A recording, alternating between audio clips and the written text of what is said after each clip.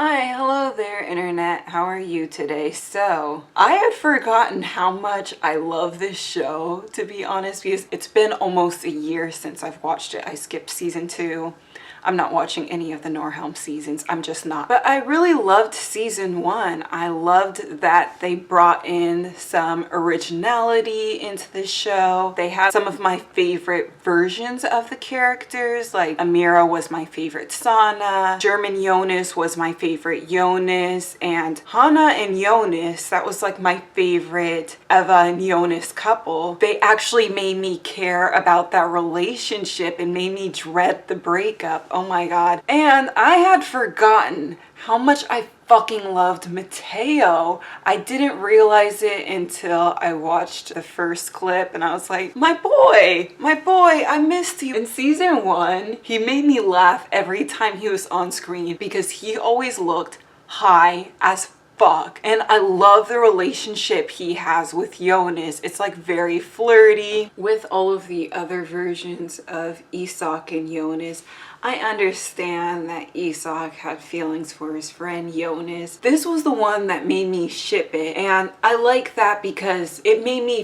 feel what the character feels. I would look at Jonas and Mateo and I would see that from Jonas's side, he's a straight guy who's so comfortable with his sexuality that he's able to joke about it, he's able to flirt with guys, he's able to be close to guys without being all no homo about it. Whereas with Mateo, he was one of those people who they'll act gay ironically and it's supposed to be understood as a joke, but that's just how they test the waters at first. I gotta say, I love how transparent Mateo is. At the party, he looks so bored. He's just not having it. He doesn't even try to mask how uninterested he is. And then later when he sees Jonas dancing, he just shoves him away from that girl. Him putting the weed in Amira's bag was just so fucking shitty. And he's so shameless about it. He doesn't even try to make excuses. He just goes up to Amira and he demands that she gives him back his weed. And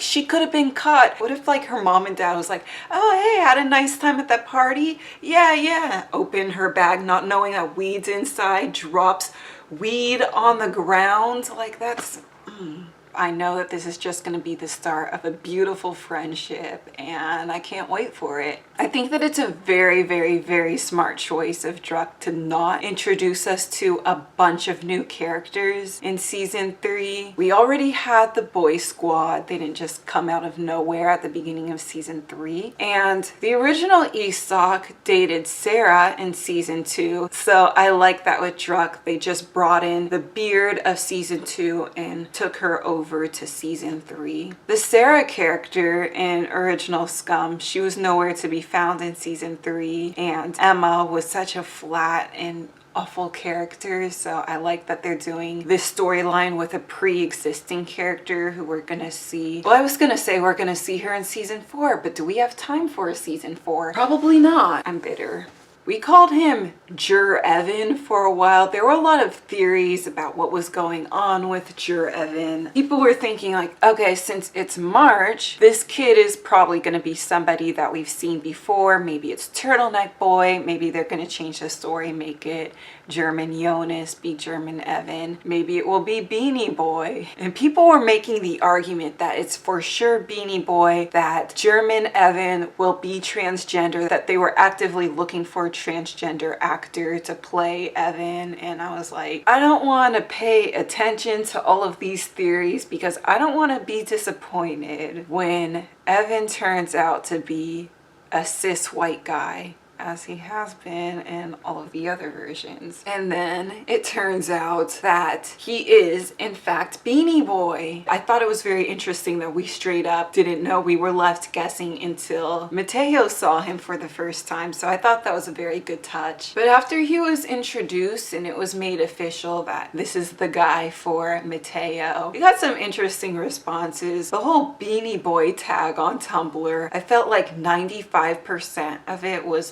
like they were criticizing transphobic people within the fandom, but I hadn't seen any of the transphobic comments that they were responding to until later when I saw people get anon messages and people are complete dicks on anon. And then there were these posts that were like, I'm not transphobic, but I don't like it. I don't like Beanie Boy. I don't ship it, blah, blah, blah. And I'm like, dude, we just saw him walk. That's all he's done so far in this story. He hasn't had any lines yet. He just walked from one place to another and you've already decided, nope, not interested in this guy. And then there were other comments saying, you can't go around saying that German Evan is transgender just because the actor is transgender, because trans actors can play cis characters. And I'm like, yeah, sure, but I feel like if there's no reason to not make him transgender, then they might as well just make the character transgender. Later on in the episode, we got what I would consider pretty good confirmation that the character is in fact transgender. Ich musste umziehen.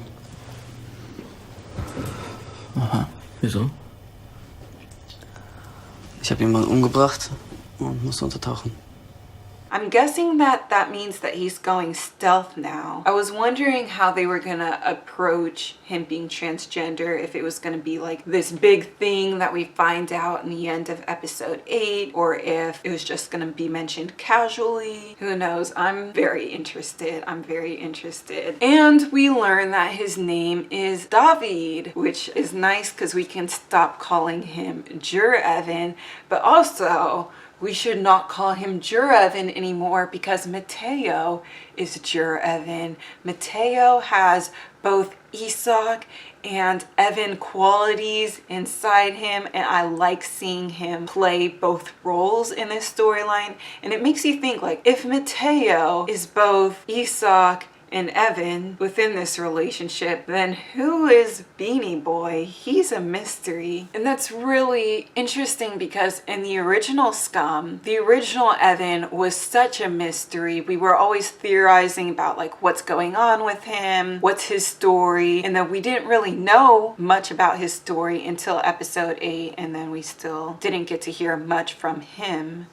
And then with all the other remakes, it's like the jig is up. We already know the big thing. But then with Beanie Boy, he has such a different energy around him. He plays a different role. We don't know what kind of actions he's gonna take or if Mateo's gonna take on the Evan actions. I love the whole dialogue about the eyelash. First of all, when David mentioned that Mateo had an eyelash, I thought for sure he was doing that as an excuse to touch his face. I love how Mateo just stared him down, and I love how at the meeting when Mateo is he's not putting any extra work to make sure that Amira gives him back his pot. When he runs into David, he says that they're holding hands in there. Are you interested in that? Because I'm not. And then David looks down, presumably at Mateo's hand. He's like, no, I'm not interested in that, but you are interested in holding Mateo's hand.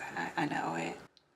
In episode 2, when he just stares David down, you don't know him enough to have like a proper conversation, but you like him and you want to talk to him, so you just do like filler small talk and struggle through it. I think that was just so cute to me. Being on the bus, like him staring down David again, and David going the extra mile, making a complete fool of himself with that ticket guard guy. So cute, so adorable. I loved that scene so much. It was so funny. Can I just say too, I love the music. Drink more water.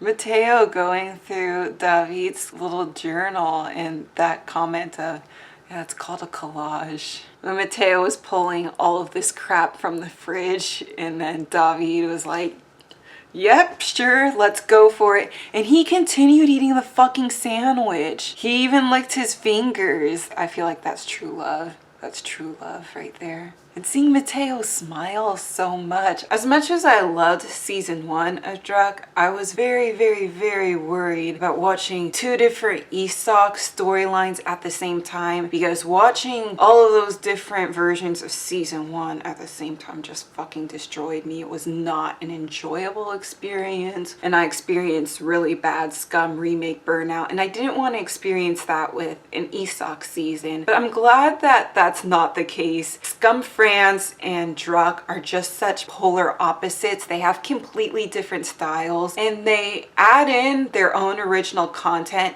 and they draw from the original, but they draw from the original in different ways. So like Druck had a cheese toasty scene, but Scum France did not. But Scum France introduced the boy squad in season 3, and they introduced Chloe, their Emma character, whereas Druck didn't do that. I would say that Druck, as well as original Scum, stylistically is more in line with my taste. I like stories that are more understated and that can tell me a lot with a little. It doesn't have to be big dramatic moments. You can make like the mundane interesting, and I hadn't realized how much I missed that until I got back into watching Druck. And I just say about Mateo, it's so jarring going from Scum France, where the Isak of that season, he looks like he showers regularly, he dresses well, he washes his hair, he even styles his hair, and he always looks good. Whereas Mateo, he reminds me a lot of that raggedy kid from Charlie Brown. He just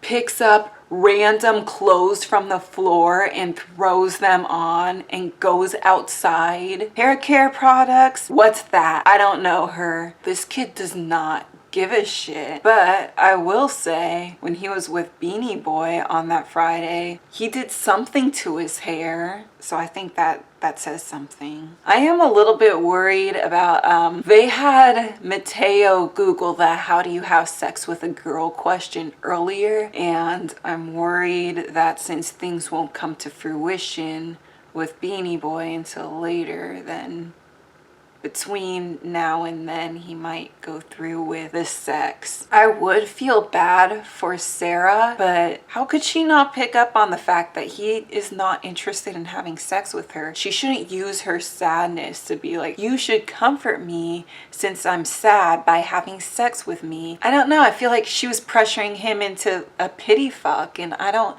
want that. She should have reassured him and let him know that if he's not ready, that's okay. I've already decided that Druck season 3 is going to be my favorite of the season 3 so far. It's more in line with my taste. I like the changes that they're making. I'm so ready to learn more about Beanie Boy. I wonder what's gonna happen between Leonie and Beanie Boy. I don't know. We don't know. And looking forward to my new bro TP, Amira and Mateo. I can't wait. I can't wait. They're already bickering like an old married couple. It's so cute. I love it.